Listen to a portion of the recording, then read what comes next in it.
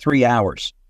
And what I want to talk about are these numerical codes that are in the Bible, just for a minute.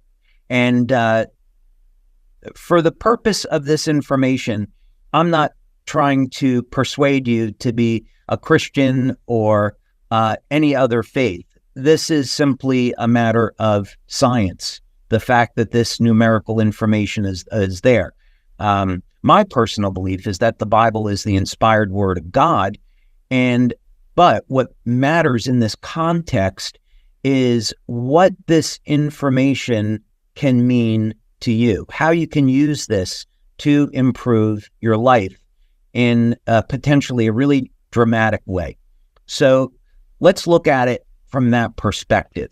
So first we're going to go to the Old Testament, and this would be Genesis chapter 2, verse 16 and 17. And we find that in the Garden of Eden, that there is the tree of knowledge of good and evil, and also the tree of life. So Genesis 3 said, "And the Lord God said, Behold, the man has become as one of us." This is after Adam and Eve ate of the fruit of the tree of knowledge. "Now, lest he put forth his hand and take also of the tree of life and eat and live forever." So there's some information here that we can gather. So if we just put aside any of our beliefs, if we were to assume that the Bible is indeed the inspired word of God, then what we would gather from this is that originally human beings were designed to be immortal. Never be sick, never age. When Adam and Eve fell from grace, then their lifespan was limited to about 1,000 years. And we have, of course, evidence of that in the Bible as well through these stories. After the fall of mankind again, with the great flood, God says, okay, well, now I'm going to limit your lifespan again. Let's say it's to 120 years. So what can we learn from this? Well, what I've been doing is looking at the book of Genesis in the original Hebrew, and then using a process known or something known as gematria, converting Hebrew over into numbers. So both Hebrew and Greek, those letters and words can be converted over into numerical values. And there's a history behind this that we won't get into today. But what I wanted to focus in on was literally this phrase, tree of life. I'd have thought, well, maybe the answer to stopping aging could literally be found in this story about the tree of life. So we know that when Adam had a son, he was at 130 years of age. Adam died at the age of 930. And this, of course, is after the fall. So in gematria, so here is the Hebrew alphabet, and you can see that each character, each letter is associated with a number. So it's a very simple process. You can do this with an online calculator of converting a word or a phrase over into a numerical value. So in this particular case, what we want to do is go back and look at literally this phrase, tree of life. That's I used an online converter, and this is what it came out with in Hebrew. Use a calculator again online, or you can do this manually, and you see that this phrase, tree of life, is equivalent to the number 159. Now, what I did here was to assume that that number of 159 was a frequency. Now, there is a very simple way of converting frequency over into wavelength.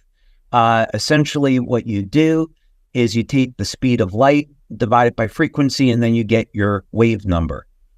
And depending on whether or not you want your wave number in meters, or in this case, we want to convert this to light, we'd use nanometers. Then we take that number and divide it into a range until we get to our range of visible spectra. Anyway, to make this simple, the frequency 159, which is the numerical number for Tree of Life, is converted into a wavelength of 857 nanometers. Now, what's extraordinary about that is that 850 nanometers in this range you find in the literature is the exact wavelength that you use to turn on the mitochondria in human cells. This is not a coincidence. There is no way this is a coincidence, and there's no way anybody would convince me it's a coincidence. Now, when you come to our event in October, I'm going to spend a lot more time going through other examples of this in the Holy Bible and how God has already encoded into the Bible these numerical sequences that are found in nature and found in species that are immortal. So the message that I have for you and the incredible news is that God already gave us the instructions on how we could find the answer to longevity and immortality. And this appears in nature, in species that don't age. The two of them match one another mathematically perfectly. Here's just a few references on this. This is a study out of the University of Auckland showing that 850 nanometers, which is in the infrared band of light, led to the greatest increments in cell respiration. So this is talking about the capacity of the mitochondria to produce energy.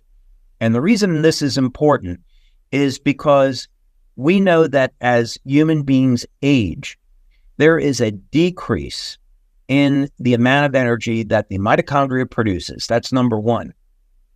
Number two, what's been found time and again by researchers all over the world that are looking for ways to improve mitochondrial function. This could be by increasing the compound NAD, it could be through the use of acetyl L-carnitine and lipoic acid, variety of methods, is that as the mitochondria increases its energy output and becomes more useful, the genes of the cells change to a more youthful state. So the message here is you turn on the mitochondria, get the energy production up, and the cells in our body start to act like younger, healthier cells. So it's not a huge leap to say that the Tree of Life contained compounds to turn on energy in the mitochondria that would prevent the cells from degenerating. And we see this in nature already. So it's already happening in certain species. Here's just another quick example of a study that was done on photobiomodulation using 800, 850, and 1064 nanometer light, showing significant stimulation or enhancement of mitochondrial function. Also, improvement in circulation. Here's another study. So here's a great example how we can use this information today to improve your athletic performance. So imagine you're an athlete, or imagine you're someone in your 50s or 60s, and you want to naturally improve your athletic performance. Here's a way of doing it drug-free with light. So the implications to this are really extraordinary.